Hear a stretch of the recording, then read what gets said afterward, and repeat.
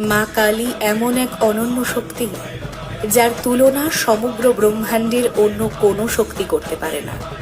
ব্রহ্মাণ্ডের সমস্ত প্রাণী, দেব দেবী, শুভ অশুভ শক্তি সকলেই মহাকালীর সেবায় উপস্থিত থাকেন। এমনকি কাল ভৈরব তার দ্বারে দাঁড়িয়ে থাকেন এবং স্বয়ং হনুমান তার সেবায় নিয়োজিত থাকেন।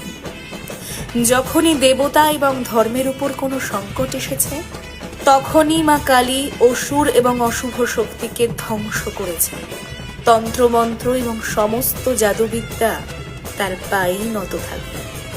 যার উপর মা কালীর আশীর্বাদ থাকে, তার উপর কোনো তন্ত্রমন্ত্র জাদুবিদ্যা প্রভাব ফেলতে পারে না। তাই সকলে মা কালীর উপর বিশ্বাস রাখুন।